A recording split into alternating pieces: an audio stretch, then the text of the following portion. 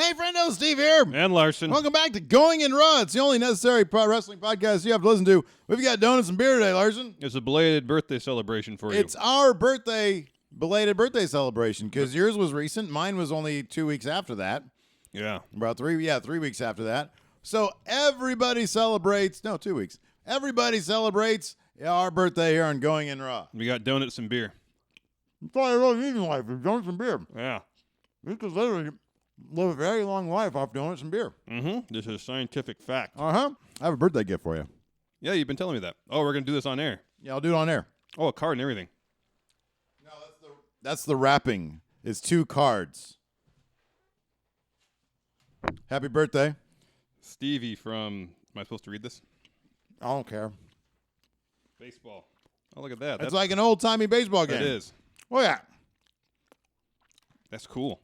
Thank you. That's what people used to do before iPads and iPhones and all those gimmicks, video games and stuff. Yeah. Old-timey baseball. Cool. I will spend several minutes playing this for sure. At least. At most. All right. Slight change in format. Most importantly, KAYFABE Korner is still here. Yeah, that's the only thing that really matters. We're adding NXT as a regular segment. Which means I guess I have to start watching it on a weekly basis. You know what's funny is that you really don't need to. Because, the weekly NXTs are like sub-SmackDown compared to main. You know what I mean? Yeah. It's so the difference in quality of kind of everything is very drastic between the NXT events, special events, and the weekly show. Not to say the weekly show's bad. No. But they really... It's fine. The weekly show is good for keeping up with development. The events, the special events are, wow, what's going to happen next? Yeah. So... It kind of feels like what pay-per-views used to be in, 20 years ago in WWE, where like, oh, wow, there's a pay-per-view, something incredible is going to happen. Right, exactly. That's what the NXT events feel like. Now pay-per-views, most of them just kind of feel like glorified Raws. So, first off, we're going to do... Raw cap? Raw cap, right. First, we're going to do that. Then we're going to have a brand new version of the gorilla position, where we're going to talk about the scuttlebutt. That's where we're going to talk about rumors and backstage politics and stuff like that. Yeah. All the stuff that we've heard off the dirt sheets. Yeah. Right. And then, of course, we're going to be talking. We'll conclude with the greatest wrestling trivia challenge of all time, KAYFABE Korner. And I got a new approach this week. I'm trying something a little different. I like that. That's good. So we'll see. We'll see how it works. I always got to check my hair. My hair. I'm never satisfied with my hair. I always look. Regardless of what you do with it, you're always unhappy. I'm never happy. I'm never satisfied. I'm like Einstein. Just shave it all off then. Yeah, just off. No. I would look horrible with no hair. You don't know that. I do know that. I've shaved it I've cut it really close before, and I'm not good. You would not like me. Okay, well, I wouldn't be happy. I almost don't like you now. Raw cap. That was rude. I'm sorry. Okay. It's okay. It's okay. I don't need your apology. I just gave you a gift, and you say these things about me. Well, that's all. You know what would make it feel better? Another donut. Why don't you put one on my little beer tip here? Here, open your mouth. No. There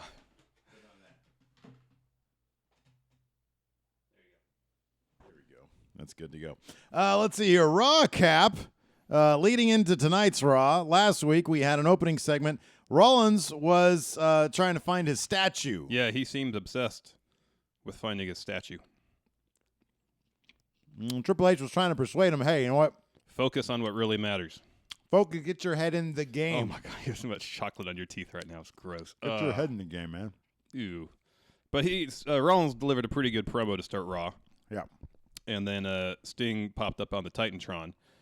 And they're doing something a little different with Sting this time around. Yeah. They're not doing the brooding Sting. No, they're not. It almost seems like it's a little bit of his Joker persona from TNA. I know. It bums me out when that starts to come out. I thought he was pretty funny last night. Oh, I didn't actually see any of the Sting stuff. Yeah, it was funny. Was it? Yeah. I mean, there's a couple moments where he was a little over the top, so it was kind of like the Joker Sting. But it was most of the humor was pretty deadpan, and I enjoyed it. Okay. I got to check it out. It's funny because, the entire week goes by, and, most of the time, neither of us have actually watched Raw. I watched the majority of it. You didn't watch the well, you watched the opening very open. Oh, you didn't watch when Rollins came out? I forget. He opened the show.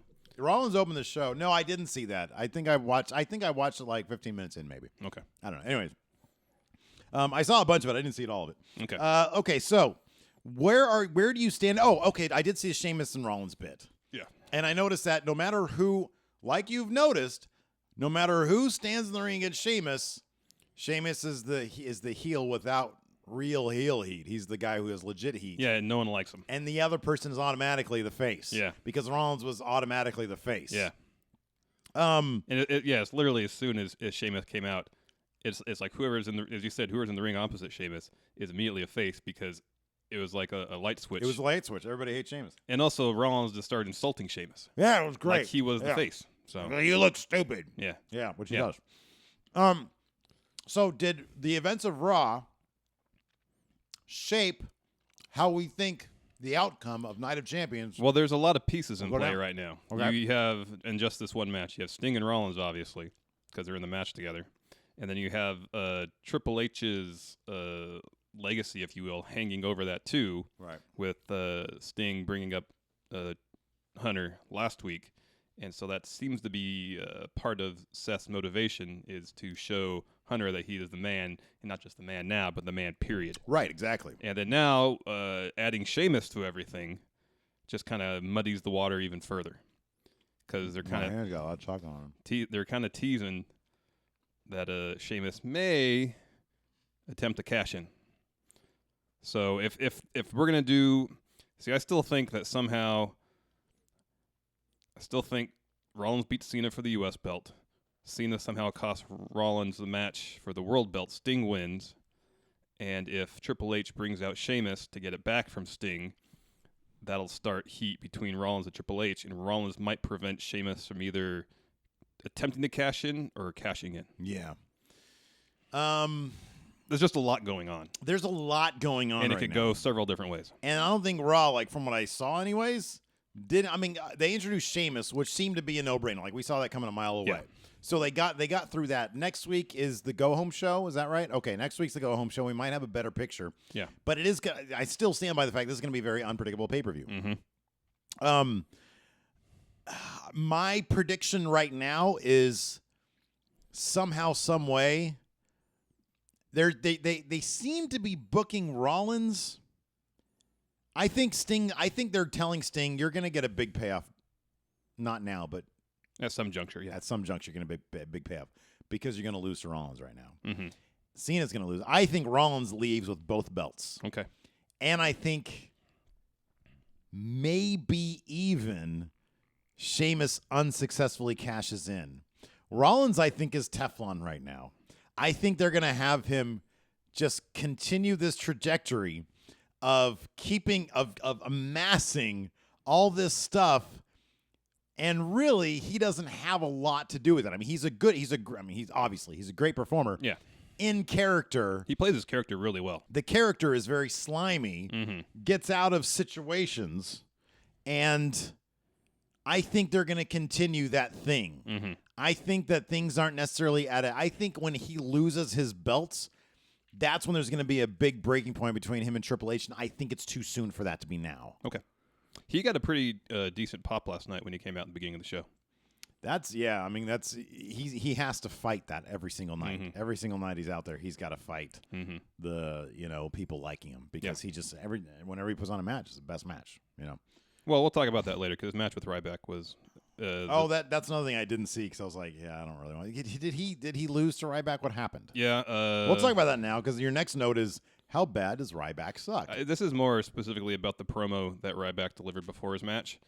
It couldn't be more obvious that he was reading off cue cards. Oh God, that's terrible. Because I think it was Renee Young interviewing him, and he didn't look at her. He didn't look at camera. He looked at some. Oh, I did see thing that. In between. I did see that. Yeah, I know. No, he totally was. He was like literally just staring at one spot. And yeah, you're right. I know. The best part of that promo is when Kevin Owens came in eating an apple. Yeah, that was great. That's right. I know. I love Kevin Owens. I think what bugs me, what I always think of whenever I see somebody looking off camera, and I don't think immediately they're thinking cue cards. Whenever somebody is obviously looking off camera, I always just remember the DDP thing. How remember when DDP came back to WWF? Or came to the WWF or whatever after WCW was bought. The first promo he did, he looked in the camera. and he caught heat from Vince apparently for doing that. And so the next one, he was looking all over the place, but not into the camera. Yeah. And so whenever I see somebody looking off card, like I'm not thinking cue cards, even though you're totally right, it is cue cards. Yeah. I just remember DDP, Undertaker. Like, what are you fucking looking at? He was so confused as to what to look at. Yeah. Vince, I don't know what to look at. I don't know what to tell you. Well, it would be okay if they should at least put the cue cards behind the interviewer, so the eye line kind of matches up. I know. But just, a no man's land between interviewer and camera, put the cue cards there. It's obvious he's staring at his lines. I know. God. And then Owen comes in, super comfortable, super natural. Oh, yeah. And what did Owen say? Is in your notes Owen's Stone Cold in here? No? Okay. 10 years ago, Owens made a point of tweeting this out. 10 years ago, he met him and Sami Zayn, or what do they call him back then? Generico? Yeah. We're on the road. Like, that's his real name. We're on the road together. They ran into Stone Cold on a plane or in the terminal. Mm-hmm. They were getting on the same plane, but Stone Cold's going first class. And he said, they had a conversation with him at the very end. He said, hey, one piece of advice. What do you got? He said, keep running your mouth. Whatever you do, whatever they say, just keep running that mouth of yours, and one day that'll give you a break. And he said, ever since it was the best piece of advice I ever got, and ever since I've been running his mouth. And what happens? Now he's one of the best talkers out there. Yep. He could do that without any lines, without any script. He just goes, runs his mouth because he knows what he's talking about. He knows what he's doing. There's the difference, him and Ryback. That's why he's going to be the new IC champion. Yep, hopefully. So the Ryback-Rollins match, did it suck? Dude, did Ryback win that clean or some shit? The Sting came up on the Titantron, distracted Rollins kind of, and then Ryback won with a small package. Oh, that's the worst. But it's like the points in the match when Ryback was in control, it was terrible. Yeah. When Rollins was in control, it was kind of watchable. Okay, yeah. Let's talk about something that we love. That's the New Day. Yes, the New Day. We love the New Day. Yes, we do love the New Day. Fantastic. They are awesome. More importantly, people are starting to love the New Day. Yeah. Because they're starting to get chants. Yeah, there's a lot of New Day rocks chants coming out towards the main event or during the main event. Sorry. Big E, Ada Kazoo. Man. I know, that was great. That whole backstage segment was wonderful. Great. I couldn't help thinking, though, I was feeling bad. I always get distracted by these things. I feel bad for Christian because he never really got a proper retirement. That's he true. never really retired. That's true. And so whenever I see him, he has this look on his face like, I could be doing this. I could still be here, essentially. I don't have a bum neck like Edge over here. Yeah. But did you watch the Stone Cold podcast? No, Christian had a bunch of concussion problems. That's why he's not wrestling anymore. That's what I hear, yeah. But it would have been nice for him to. No, granted. I always liked his 3 years or 2 years of one more match. His gimmick was one more match. Yeah. It's like you had a lot more matches. Yeah. I don't know what we want. Let's see here. No, yeah. but I didn't watch the Stone Cold. Neither have I. I mentioned to you my sort of almost problem with the Dudleys being around now. Mm-hmm. In that they're supposed to be the face. Mm-hmm. But you have this organic heel to face transition happening where your heel is now more entertaining than the Dudleys the face. The New Day is more entertaining than just about anybody else on the roster. I agree completely and totally. That's a problem for the Dudleys. Mm-hmm. Don't you think? Yeah, I think the organic build will beat out a nostalgia act every time. Every single time. Mm-hmm. Now, this is okay if this is like a small one-time deal. I think it's okay if maybe during the course of this feud, if the Dudleys go over at the beginning, but at the end, the New Day yes, that's ultimately good. goes over. That's a good point. Then it's the passing of the torch thing, if you will. There have been too many cases where the nostalgia act will bury the up-and-coming guys with actual heat, with good heat. Yeah. I hope that doesn't happen here. Yeah. I don't think it would because the Dudleys, I think they were brought in to enhance people. They'll give them another run with the belts. Oh, yeah. They'll give them another run with the belts. But in the end, New Day will come out on top. It's just for right now, it feels kind of awkward because, I want to cheer for the Dudleys because I love the Dudleys, but, man, the New Day are great. Mm-hmm. And then, oddly, one of the most entertaining acts on the roster also, the primetime players are kind of being left behind in the dust. Yeah, they are, unfortunately. So the Dudleys are kind of coming in. It's kind of like the Shield Season 4 when Glenn Close came in and took all the heat from all these great subplots that were happening that got put on the back burner for all of Season 4. Yeah. It's my analogy. It's a Shield analogy. Big E, I love how he incorporates the the New Day Rock's clap into his moves. Oh, it's great. I know. It started with the abdominal stretch where you clap on the rib cage, but last night I noticed for the first time, maybe he's done it before, I haven't noticed, that he had, I think it was Cena in a headlock. Right. And then jumped to the New Day Rock's tempo. That's great. Beat. I love, he always has these great little one-word responses whenever, like the backstage thing. He would just give his little tiny one-word quip here and there. His little arrogant, like, comeback. Yeah. I love Big E. He's fantastic. Yeah, he is. Let's talk about something a little bit more depressing, but there might be some light at the end of the tunnel in the form of Lana's hand injury. Yeah. This Dolph Rusev summer bullshit. Yeah. This is our long national nightmare. When will it end? I think they're having a match at Night of Champions, and hopefully that will settle it. That should be the blow-off. Dolph maybe can go on and fight somebody else, and we'll like Dolph again. As long as him and Lana are together, just rubbing in our faces, I don't want to see that. Rusev is still good. Whenever they let him talk, yeah. Whenever they let him talk. They haven't been letting him talk as much lately. But on this last Raw they did, and it seemed like he was trying not to laugh the whole time. Boy, I guess I thought I saw a lot more Raw than I actually did. Apparently, I didn't see that much of it.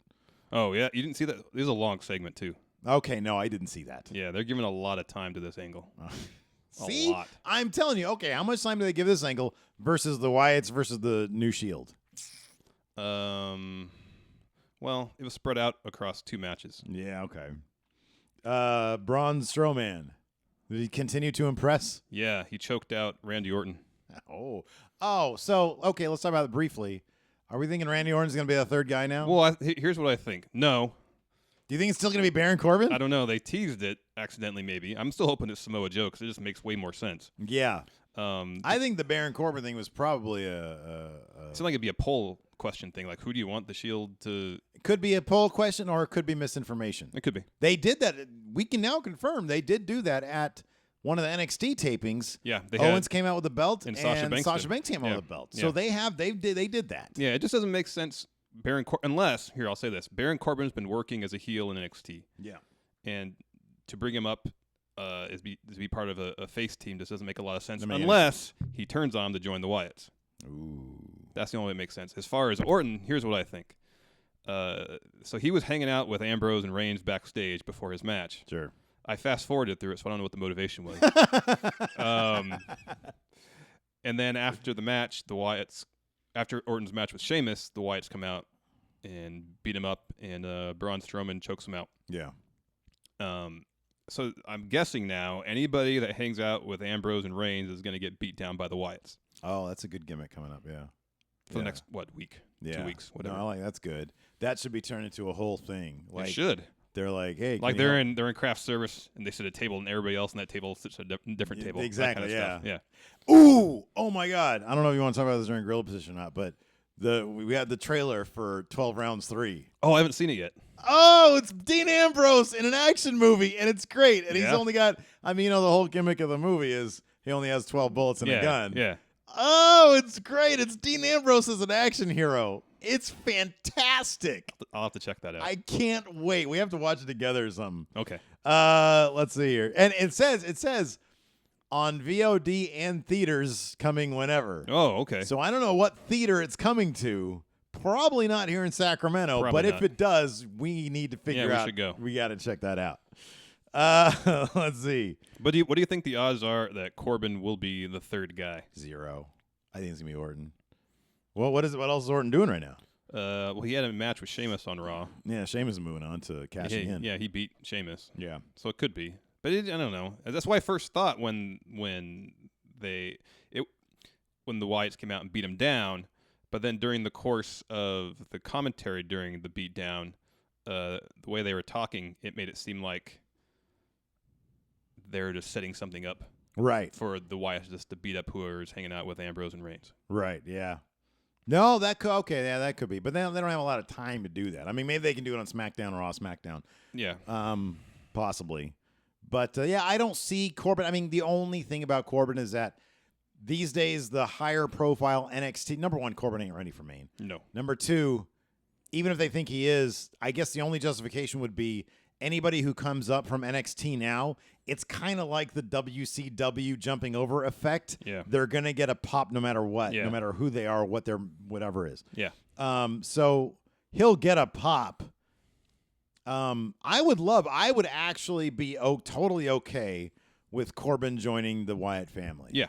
I would be cool with that. I would love for the Wyatt family to swell a little bit. Yeah. And them start running havoc across the great. WWE. That'd be really cool. See, the other than if it's gonna be someone jumping from NXT other than Samoa Joe, the only other person that I think would be interesting, and the only reason I can see Corbin being a possibility is that he can match the size of Strowman. Okay. Kind of. Yeah. He's tall. He's tall. And who else in NXT is really tall? Who? Cass. Oh, don't say it. Oh, but that's not gonna happen. I honestly think that I haven't read this at all. Yeah. But it seems kind of obvious at this point because they've been trucking out Carmella on every episode on her own. Yeah. They're waiting for her to get her wrestling chops up a little bit more. To bring them all up. I have to believe that. I mean, it could be that they don't have a good spot for them right now because the tag team division has its own thing going on. Yeah, maybe they're waiting for the storyline with the Dudleys and that could stuff be to pass. But in the meantime, it does seem like because this is her second time in a row, she's come out on her own, had a wrestling match. She does this really cool thing. She's got nothing but charisma. Yeah. Her wrestling is coming along, and she's got these cool little gimmicks she throws into her wrestling matches. Like she'll do the moonwalk out of a move, and it's really cute. That's cool. Yeah, she's cute as shit. I love her. Let's see here. Cesaro. What did they do with Cesaro this week? So there is Cesaro had a match with The Miz, already going in the wrong direction. Yeah, that's not good. And then for some reason he was just stuck in the middle of the Big Show Miz feud. And so during the match, Big Show comes out, Miz runs out of the ring, runs into the crowd, and then while the Big Show is walking back to the ramp, Cesaro's there, and he just punches Cesaro for pretty much no reason. I don't know why are you doing that with Cesaro. Fuck, man. You know what'd be cool? Have Cesaro fight Apollo Crews somehow. I don't know why. It'd be a really good match. I mean, give Cesaro something to fucking do. That would be a good match. I mean, after the matches he had with Cena, the match he had with Owens at SummerSlam, momentum. Tons of it. Lots of it. Tons of momentum. Yeah. And then just to piss it all away. Yeah. For a guy who has a lot of potential. And there's a good portion of the audience who like him. Yeah. A lot. Yeah. And he's really starting to play to it as well. Yeah, he is. Yeah. I don't know. I don't know what they're doing. I don't get it. I don't know what they're doing. Let's take a commercial break. Yeah. Hey, friendo, Steve here. And Larson. Go to lootcrate.com/Steve and Larson now and get a discount off your new subscription. And if you order by the 19th of this month, you'll get the Summon Crate featuring an exclusive item from Supernatural and some items from Blizzard. And every subscription that uses the promo code FRIENDO at lootcrate.com/Steve and Larson receives a discount, and we get a kickback too. You want cool shit to show up at your door every month? Then sign up for your Loot Crate now. Just click the link in the description or go to lootcrate.com/Steve and Larson now. Let's briefly talk about the Divas Revolution and its current status. Yeah. 2 matches this week. Sasha Banks. Yeah, Sasha versus Paige. I love Sasha. Yeah. If She Bayley is awesome. had a cool looking shirt for guys and not the purple one that says I'm a hugger, I would totally get one. You don't like the hugger shirt? No, it's purple with yellow lettering. I would look like an asshole. No, you wouldn't. And I'd be walking around with a shirt on that says I'm a hugger. You don't like it because it's not a black shirt and you only wear black shirts. It says I'm a hugger. So? I'm not sure what else it could say. I used to that have would a make me shirt that happier, said though. free hugs for qualified candidates. Yeah, but it'd probably look cool. No. It was botted at the dollar store. It was botted at the dollar store? Botted at the dollar store, yeah. No, I remember that was for your bachelor party, right? Yeah. Yeah. Sasha, I might actually buy the boss Yeah, shirt. that's a sharp-looking shirt. That's a sharp-looking shirt. I love her. And she's fantastic. She's amazing, and she won the match against Paige. Yeah. Charlotte? What happened with Charlotte? No, there was Charlotte went on Raw. Yeah, they're doing the thing with Will. Do you Nikki, think they're going to have the balls to strip to take the belt off Nikki? I say no. on the night that she's going to break the record? They have the countdown. I say no. It would be huge if they did. It would be massive. It would be glorious It would be ballsy and it would be amazing storytelling if they did, but they're not going to do it. You don't think so? No way. Why not? If they had a problem with AJ Lee, which they don't, because they're making such a big deal out of the fact that it's her record. Yeah. If I thought they had a problem with her, Mm-hmm. then I would say it's a guaranteed lock. Nikki's going to break the record. Yeah. That being said, I still don't think it's going to happen because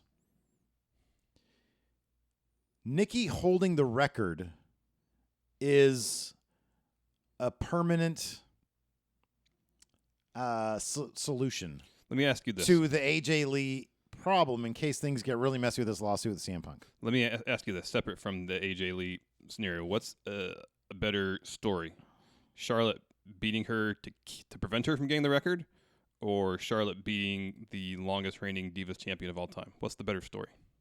Oh, Charlotte being the title holder for the longest amount of time. No. I said, Oh, Nikki. You said Nikki being the yeah, if longest. Charlotte beats her after she breaks the record versus Charlotte beating her before the breaks the record, what's the superior story? Well, the superior story now in the short term is definitely Charlotte winning. yeah.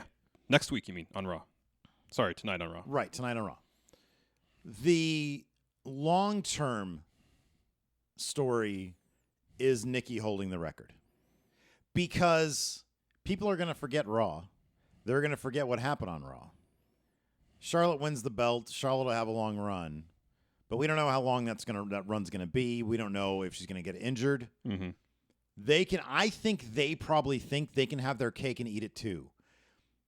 Having Charlotte win the belt is big. Mm-hmm. Having Nikki break the record is big. Right now, the story of Charlotte Charlotte spoiling the record is big, but long term, that's not huge. Yeah.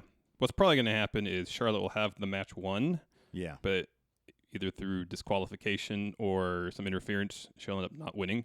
And then at the rematch at Night of Champions, she'll win. And that's the thing. That's exactly what's going to happen because then you get two big celebrations. You get Nikki having her celebration, and that sets up a ton of heel heat on her. Yeah. And then Charlotte winning, taking all that heel heat and pushing her on the face. As much as I would like Charlotte to win. Oh, on it would Raw, be great. It'd It would be fantastic. If it you really would want to be kickstart, huge. if you really want to kickstart this whole, That's how you do it. the Divas revolution as a single storyline, not just teams. Yeah. That's the best way to do it. But That's how again, you do it. I agree. it could just be a short-term Yeah. gain versus a long-term one. as Let's you talk mentioned. some NXT. Okay. I didn't watch it this week, so you'll have to fill me in. Oh, I don't know. I like sort of half watched it Mm-hmm. because I had Alabama just hanging out with me, but then I also had like a couple of stepkids just in there, all in my business, asking me about stuff. Carmella wrestled. I forget who. I forget who. Was it Dana Brooke? No, Because you texted me something yes. about Dana Brooke Yeah. yesterday. Yeah, I'm not a big fan of Dana Brooke. Not a big fan of hers. She has a good physique. She flosses it well. Did you say flosses it well? Shows it off well. Yeah, I thought you mean flosses it. flaunts. No, flosses it. You don't know the term flosses? I know flosses as in cleaning between your teeth. It's another term. I'm flossing this. I'm showing off my new Jordans. I'm flossing my Jordans. Is this Go ahead and look it up. Is this slang or is Look this? it up. It's slang. Oh, it's not like proper. No, it's slang. Okay. From like 10 years ago, probably. Okay. I don't think I've ever heard that before. We'll look it up later. Hold on a second. No, keep talking. I'll look it up now. Okay, I'll look it up now. They're still doing the Dusty Rhodes Invitational Tag Team Tournament. Tyler Breeze. It looks like Tyler Breeze and Bull Dempsey are going to have a program now. You're right. I know I'm right. I know what I'm talking about. Just because you wear the Run the Jewels shirt here, man, at my house, doesn't mean you know all the kids' lingo. I definitely don't know all the kids' lingo. What do you think about Tyler Breeze? He seems like a career NXTer. He does, right? I like aspects of his character. Yeah. I think to the best of his ability, he owns that character. The first clause of that is the important part. To the best of his ability. I think if he was brought up to Maine, He looks like he's playing a character as opposed to somebody who is the character. I feel like he could have a decent lower to lower mid-card run on Maine for 2 years before he's released. He's a sub Zack Ryder. Yeah. I think he's a sub Zack Ryder, and I don't know that he's ever going to be I know. a plus Zack Ryder. Yeah. I just don't. I don't know. I pull for him. Yeah. I really do, because he seems like a hard worker and he's with it. And he has said, if I'm in NXT for the rest of my life, so be it. If I'm developmental the rest of my life, I don't know. Bull Dempsey reminds me of Big Jim. Mm-hmm. Mm-hmm. In so many ways. Mm-hmm.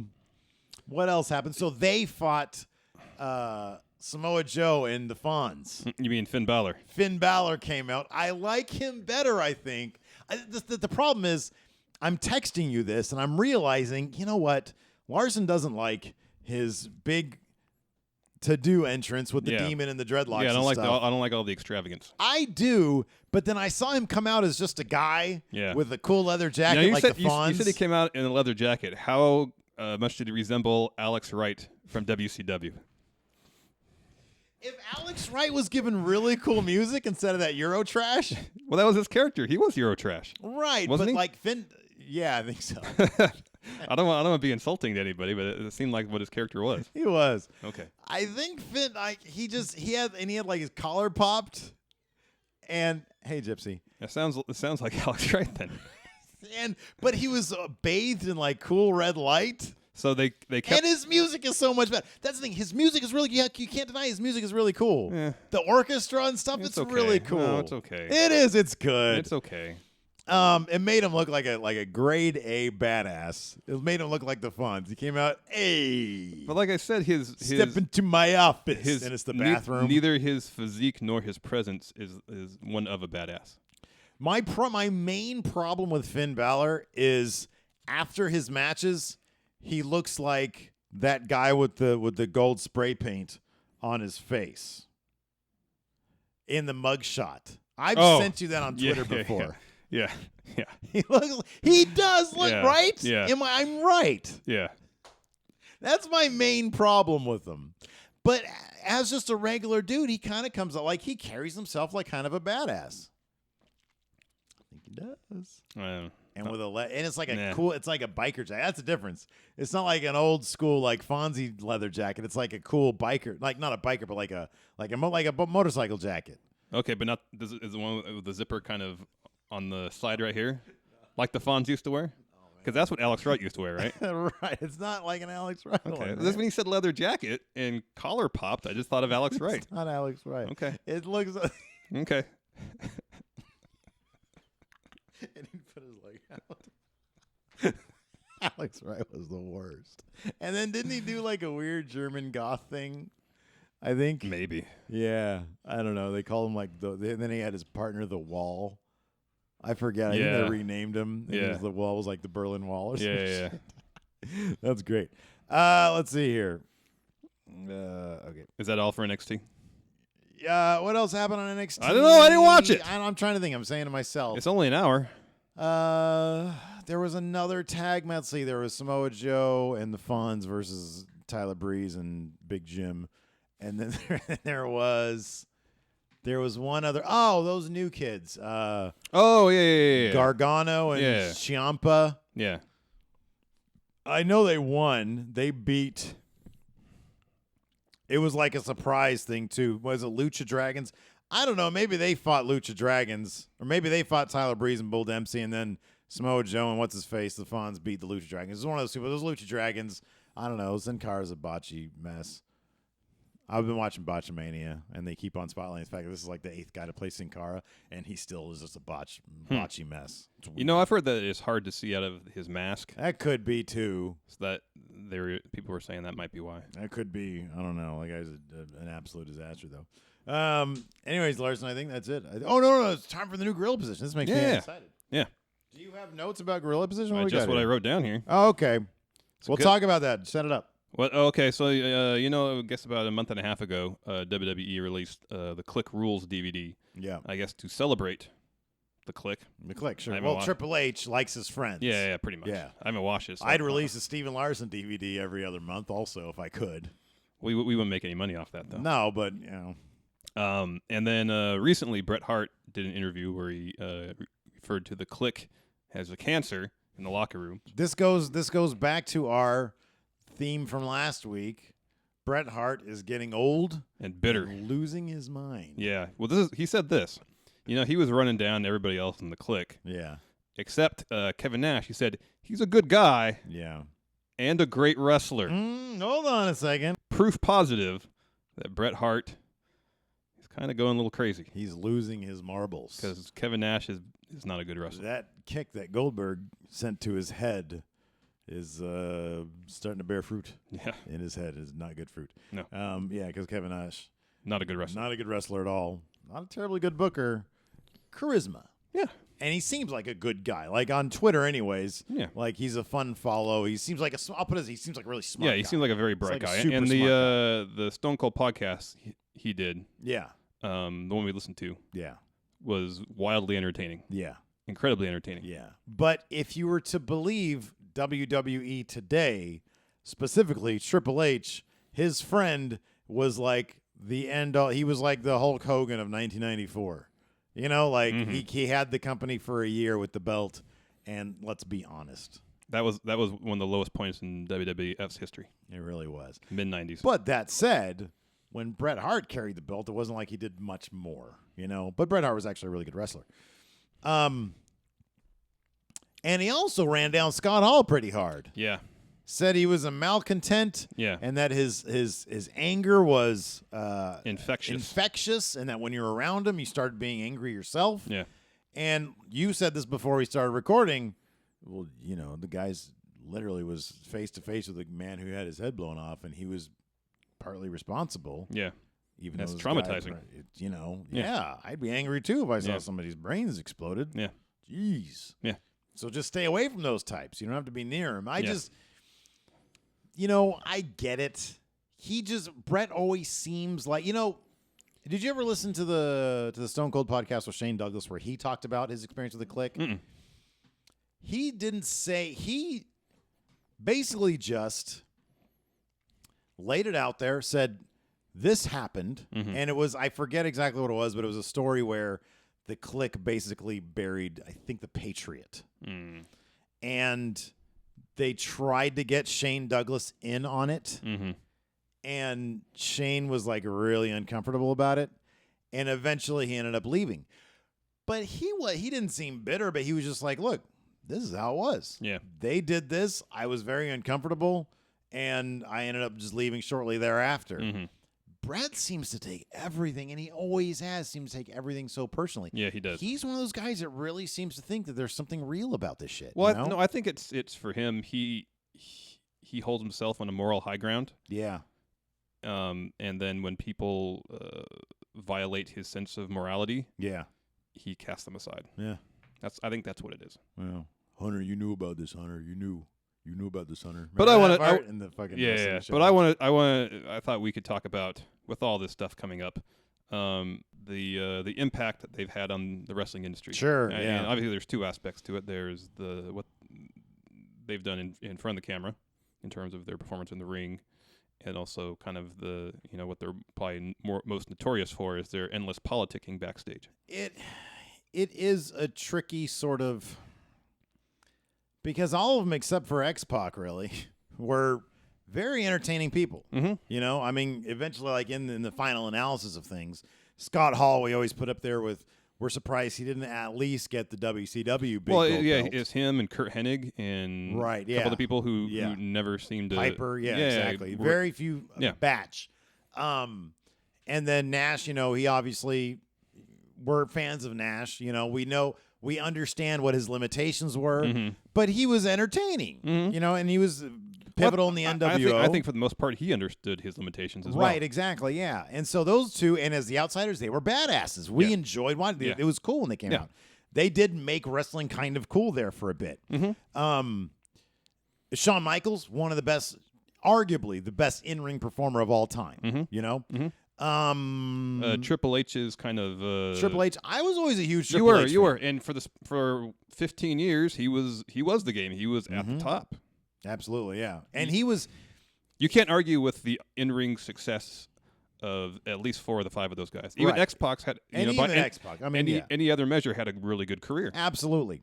And I think he's still going at it, like on the indie ranks or whatever. But so we're fans of the Kliq for the most part, and we like the idea of the Kliq.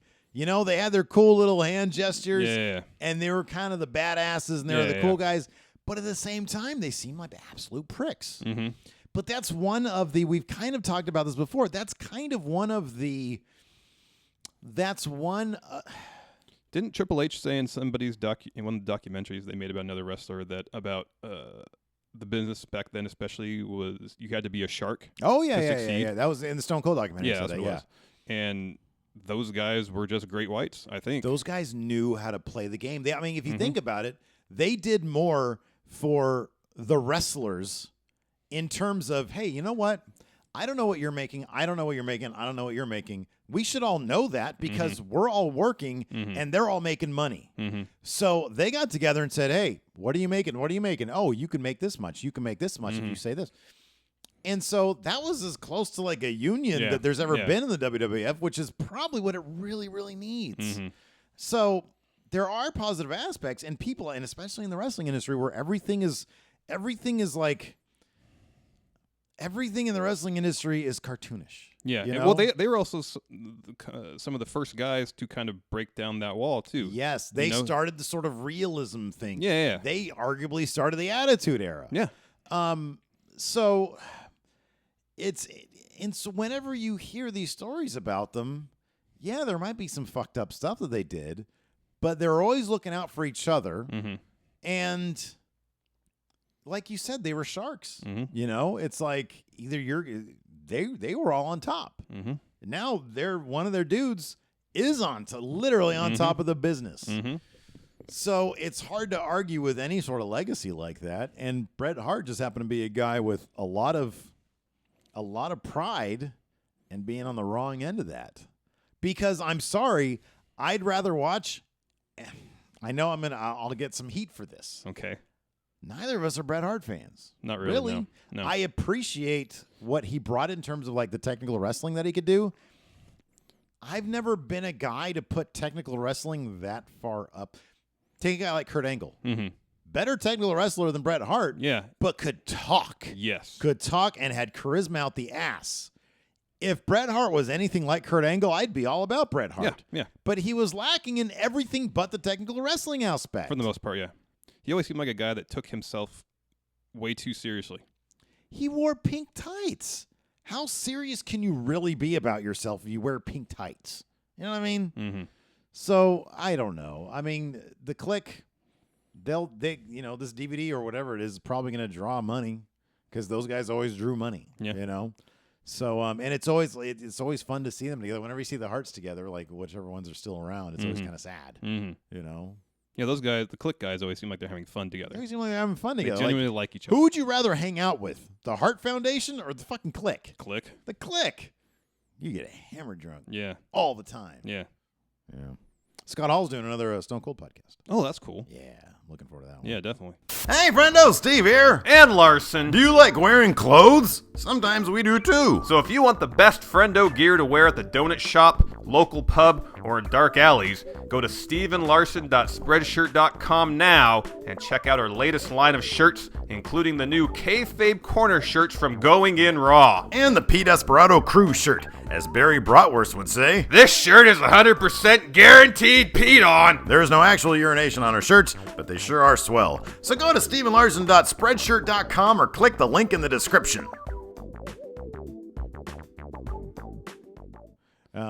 Is it time? Oh yeah, it's time. You're really excited this week, aren't you? It's funny. KAYFABE Korner is that thing. I'm always excited for it, but it always ends in disappointment. All right, tell us what KAYFABE Korner is, Steve. KAYFABE Korner is the ultimate wrestling challenge. Correct. It is where each week one of us tasks the other with 12 names, 6 real, 6 fake. Correct. And Yeah, that's pretty much it. Petered out. Decided to do something a little different this week. Good. So what I'm going to do is give you a wrestler's in-ring name. Okay. And then what may or may not be his real name. His in-ring name. And then, okay. And then you have to tell me whether the real name is real or fake. Oh, wow. Okay, I like it. All right. And there is a bonus question. Have I heard of any of these in-ring guys? Oh, yeah, these are all in-ring guys All you've in. heard of. Oh, All these in-ring guys you've heard of. this would be 12 out of 12. We'll see. Are you ready? Yeah. Okay. First name, wrestler name, Johnny the Bull. Real name, John Hugger. Johnny the Bull. Oh, wow.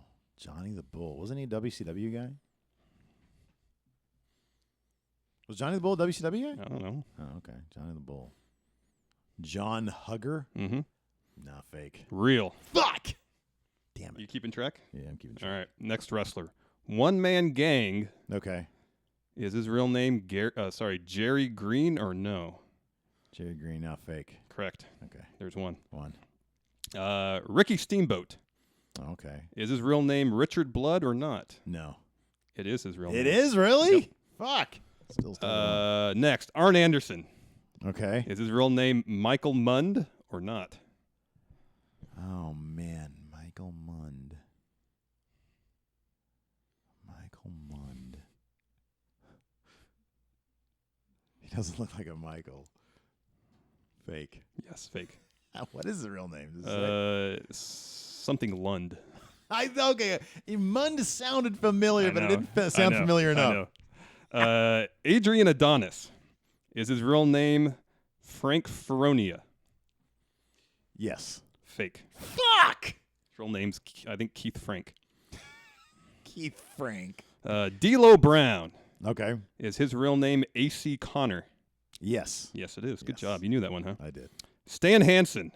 Is his real name Stan Hansen? Yes, it is. Nope. No, it's not. I think it's John Hansen. John is his real name Stan Hansen. It sounds like such a real name. I know. Oh, man. Bastion Booger. Oh, God. Is his real name Cuss Murphy? Cuss? Can you spell cuss for me? C-U-S. Cuss Murphy. God damn, that sounds too real to be fake or too fake to be real. I don't know. Cuss Murphy. How many have you gotten so far? 3? 3 so Okay. far. I'll say that's real. Fake. Fuck. Conan. Okay. Is his real name Charles Ashenoff or not? No, fake. It's real. Fuck. Man, he's going to be getting everything wrong. Fuck. 3 still? Yeah. Ole Anderson. Oh, no. Is his real name Al Anderson or not?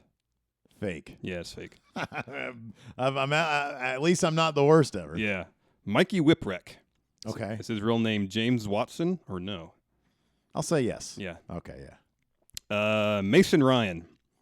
Barry Griffiths. Barry Griffiths. Beery. Mason. I'll say real. It is real. Okay. Good job. All So right. it's 6. I got 6. All right. This bonus question is kind of a gimme, but All right. only one wrestler, at least that I found through my research, has won the World Heavyweight title and tag team titles in WCW/NWA and WWF using both a gimmick name and their real name. Who is that person? Somebody won both the world title and tag title in both federations. Yeah. Using both a gimmick name And their real name. and their real name. Okay. All right.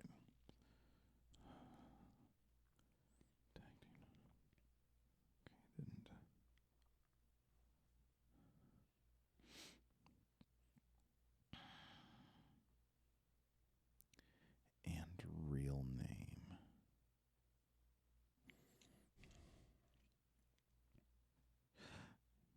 Oh, Nash. Mm-hmm. Okay, yeah. It's not that hard. That's easy. Yeah, I know. I was hoping there'd be more people who won both belts and using their real name in a Yeah. character's name, but he was, near as I can tell, he was the only one. That's interesting. There's not there. Yeah. How many people have even won the world title using a gimmick name and a real name? Just the world title alone. I think usually if you win the world title with one or the other, you stick with it. Like, not many people, it seems like it would take crossing over to another federation Yeah. to necessitate a name change. Otherwise, if you're popular enough to win heavyweight belt. You're not going to go and change your name, you know? Right. I mean, the only reason they changed their names is legal reasons. Mm-hmm. I'm trying to think of anybody. Yeah, and back then, like, Ric Flair would just hop from wherever he wanted to go. Like, you know, that didn't really pop up until the 90s when people had to start changing their names. Mm-hmm. Huh, interesting. But even going back through the history of the NWA World Championship, you know, there wasn't, you know, everybody then, it seemed like, you know, if they did change the name to work somewhere else, they didn't, or in WWF, they didn't change their name there. Yeah. So, like Buddy Rogers won both the NWA and WWF title, but he was Buddy Rogers in both federations. Right. Yeah, it wasn't until, yeah. So good job. Was that 6? 6 plus the bonus. Ooh, 7. I got 7. Well done. Don't condescend to me. No, that was honest. Compared to how you did last time, that's well done. That is well done. I almost doubled my score from last time. Yeah. All right. Well, thanks, everybody, for hanging out. Go to Spreadshirt, StephenLarson.spreadshirt.com. We have to order those shirts. I know we have to order those shirts soon so we can wear them. And we can show you guys how wonderful they are. Yeah. Or how crappy they may be. I don't know. We haven't worn them. I think last time I ordered from Spreadshirt, I liked it. I think my Pete Desperado shirt was a Spreadshirt. And that's pretty high quality. Yeah. Not the heavy cotton, right? Right, no, it's an American Apparel. Okay, perfect. I have American Apparel, and the screen printing job's pretty decent. Cool. Or whatever the fuck it is. All right, well, thanks for hanging out, guys. We'll talk to you later. Goodbye.